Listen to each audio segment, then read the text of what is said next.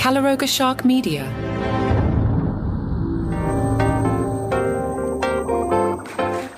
Hi there, I'm Johnny Mac with your daily comedy news. Things starting to settle back into normal. Hey, do you support fascism, or did you cancel Disney Plus and Hulu like you were supposed to when they took Jimmy Kimmel off the air? You canceled, right? You don't have Hulu. Well, then you're not going to be able to see Sebastian Maniscalco's upcoming special. Now, Sebastian's career apparently has not been too damaged by his choice to play the Riyadh Comedy Festival, because Hulu has announced that Sebastian Maniscalco's It Ain't Right.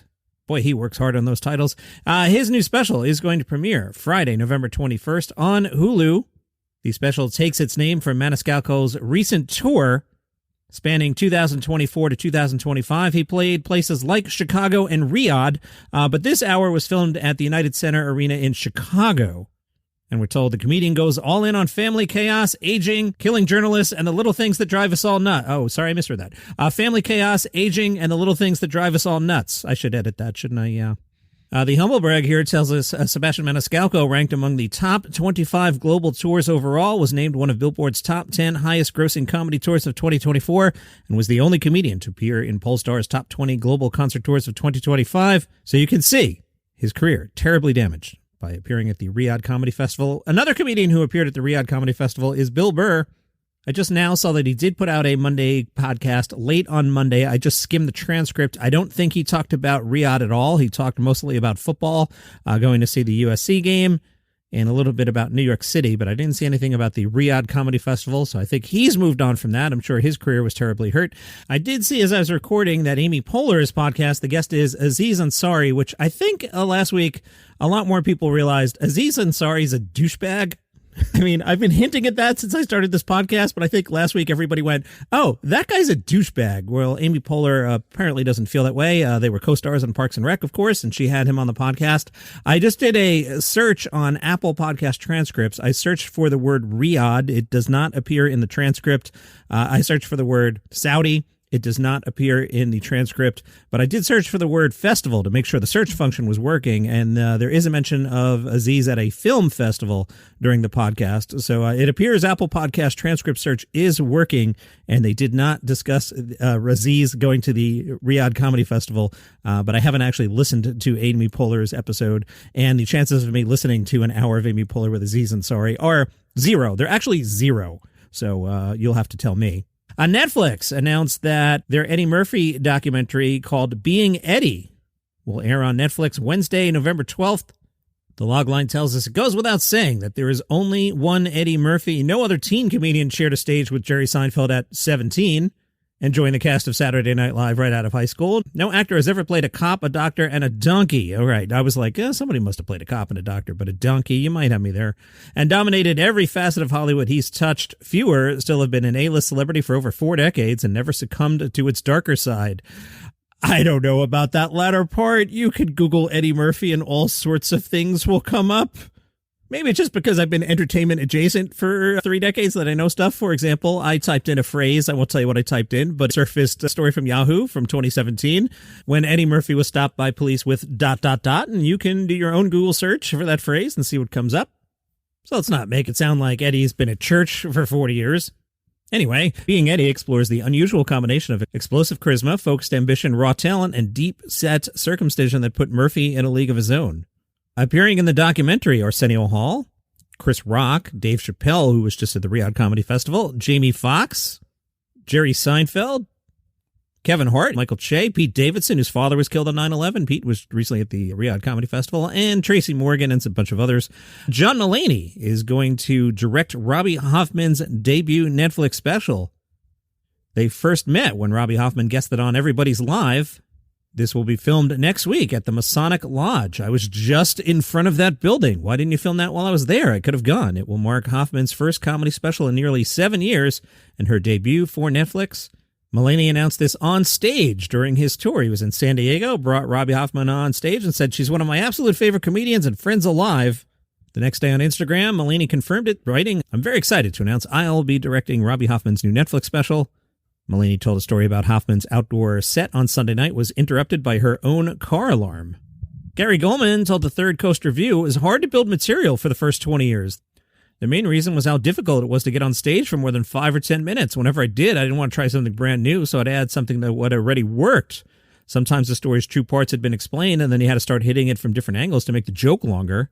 He explains how his Trader Joe's joke is about a woman cutting me in line, but then it becomes about imagining her life outside Trader Joe's. The story itself was basic. There were some older women around me, and I made an ass of myself. But it's interesting how your compass can be, this story's different than other comedians.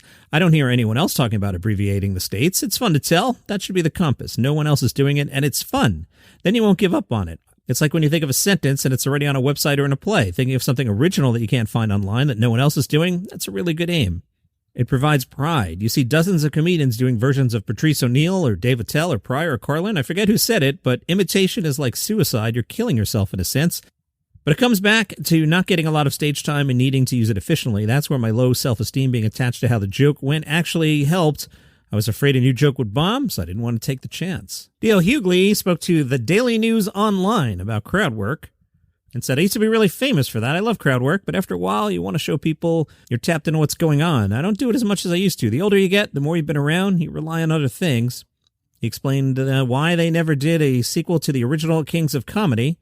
Some of the reasons include Bernie Mac passing away in 2008 and Steve Harvey hosting Family Feud and retiring from stand-up. DL said, we didn't do a sequel. We let it rest. Nothing approximates your first kiss. Nothing is quite as dynamic as that one. Thinking of the tour is like flipping through your wedding album. It's a fond memory, but not something top of mind. I'm still very proud of what we did then. Cool article on Vulture. It is the 2025 TikTok survival guide for comics who want to get paid. They shared some stats. The average video length on Matt Rife's 193 TikToks posted in 2022 to 2023. The average video length of Rife's 193 TikToks was 2 minutes, 20 seconds, which is over double the supposed industry best practice of quick-hitting clips. That's interesting, right? The average length of his 10 most viewed TikToks, 319. His 10 most liked, 336. His 10 most shared, 442. Emily Watson posted her entire special Fixed on TikTok, where it received 3 times as many views as it did on YouTube. Viewers saved the full video, returned to it, and she still carved out a dozen additional videos to clip up and monetize separately. That guy Jay Leno, he's the worst. He was talking about why you got to watch. Nerve of that guy. Yeah, he was at Los Angeles' premier watch collectors gathering, the Neighborhood Watch Club. Haha, very punny title there, watch aficionados. And Jay Leno was there. He was wearing a Breguet Classique Subscription 2025, and I probably didn't even pronounce that right, Jay Leno, snob. We're told that watch reduces the time-telling process to a single blued steel hand set against a white enamel background with Breguet numerals. Wow, fancy schmancy. It's a stunning tribute to both the company founder and as well to the brand's 250th anniversary. So if you want to walk around while you're popping off thinking you know anything about hosting a late-night television show and you want to look sharp, yeah, you get one of these watches. That guy, Jay Leno, said, it's amazing that something designed 250 years ago still looks the same. It's basically the same watch. It sounds like something he would say, right? Especially because it's a direct quote. It does sound like something he would say. You're losing the bit, John. Breguet was more of an artist as well as a mechanical genius, said Jay Leno. Luckily, they asked him, what draws you to a watch? Jay said, I know when I see it, something stands out. I like classical design using modern techniques. There's a lot of science and a lot of technology, but it still looks classical. I know I have to go home and wind my watch. I enjoy that. It's the same with cars. They require a certain amount of maintenance. It's an emotional connection. You either get it or you don't.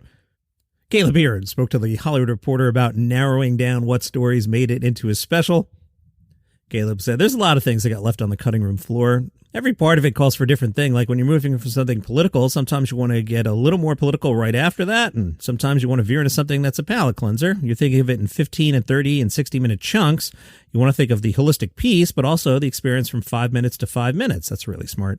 And really, it's not just looking at the whole body. At the first hour, it's like, okay, every joke I've ever told is technically on the table for this, except maybe what I've done on Comedy Central. And you go, okay, what fits? What makes a full, compelling picture here? What feels like a piece and not just some guy rambling, although I think parts of it is just some guy rambling, which I'm okay with. But part of making those selections is just going, what is the piece asking for? What does it need right here? See, this is really smart, really well thought out. And I saw this one. I thought the spin on this one was a little ridiculous. A press release, I guess, for Data Vault. They announced the development of its joke token technology designed to safeguard comedic content and establish copyright protection for comedians, okay? They showcased this at a live event over the weekend. The system uses blockchain and AI to mint unique digital tokens for original jokes while recording audience laughter metrics as proof of authenticity. So I guess you're up on stage and you're doing your set and Robin Williams is there, but luckily you recorded your set and the technology goes, oh no, John just did an original joke. Robin Williams can't steal it, and we'll add blockchain and digital voodoo to it so that when Robin Williams does my joke at the Laugh Factory, we can be like, hey, that's Johnny Mac's joke, something like that. The technology addresses copyright infringement issues common in the comedy industry by creating immutable records of jokes and enabling monetization through smart contracts. So they got professional comedian Karen Fian, who we're told has appeared on Netflix and Comedy Central. Karen Fian said the technology gives me an automated means by which I can make an immutable record of the jokes I create. I love that she parroted back the legalese of I can make an immutable record of the jokes I create and the copyright protection to which I'm entitled. Is that a real quote? Professional comedian Karen Fian? Sounds like somebody handed you some words and said, hey, do you mind saying you said this? But what do I know? I wasn't there.